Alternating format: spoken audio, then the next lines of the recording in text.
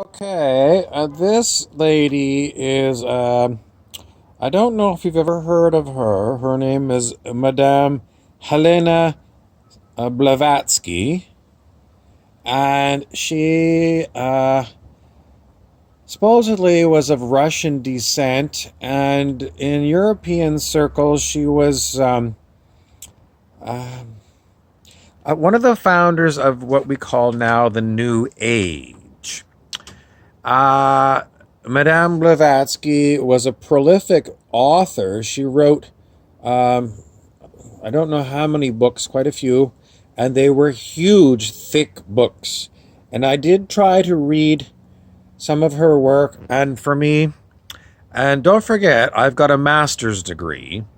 Um, Trying to read Blavatsky is is too wordy. It's when I was in grade 10, my grade 10 English teacher said on some of my essays she'd take her pen and she'd draw a picture of a flower, and she gave us a lecture about flowery writing, and she said it's a no, don't write flowery. In other words, use too many words to make, they used to say, if you're going to write an essay, okay, I want like a 500 word essay, which in the olden days meant on a lined piece of paper, 8.5 by 11 inches, 500 pages would be a front and a back full of words.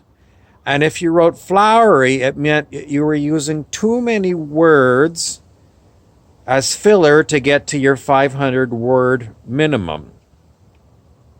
So she basically said, whatever you wrote, if it was flowery, she would write flowery on there. Then you'd have to go back after she reviewed it and look at it and try to decide what was too flowery about it. There's some flowers.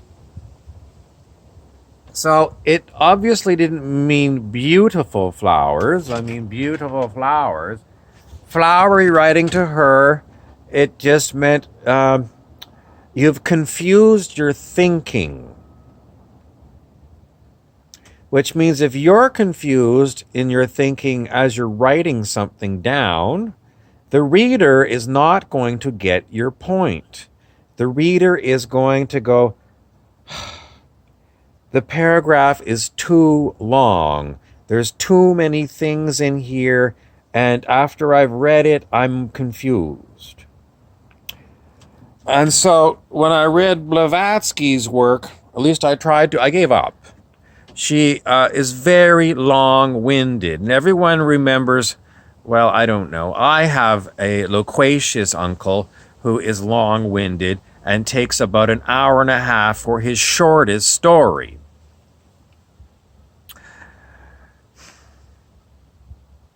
I have to tell you that generally speaking, I do stick around for my loquacious uncle's stories because are they flowery? Yes. Then why do I stick around? Because I do understand them. He tends to go off on tangents.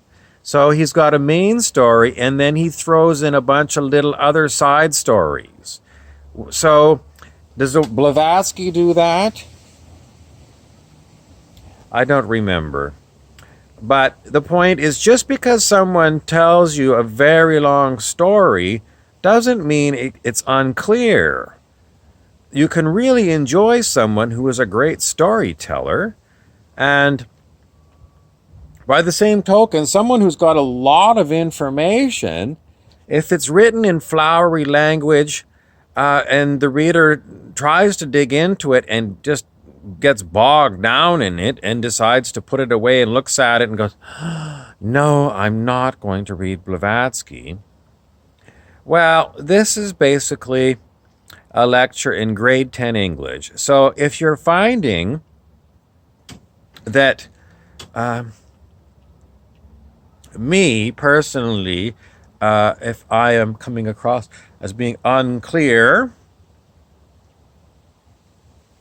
then you would say, perhaps I am using too many words and I'm using flowery language to dress it up with too much explanation, perhaps. Too much explanation when basically I could have kept it to a very sharp point.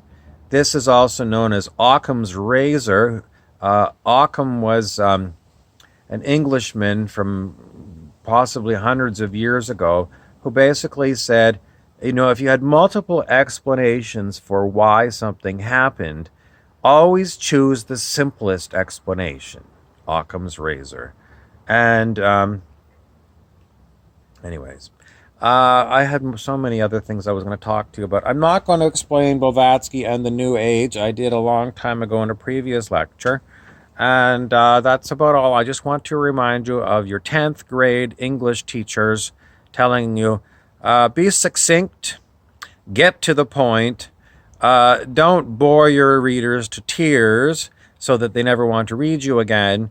And by the same token, don't be afraid to talk for a long time if you can keep your readers' attention. If they all walk away and they go to the bar, then it's time for you either to change your style or find some more erudite people to listen to you. Erudite means people who are very deep, intellectual, and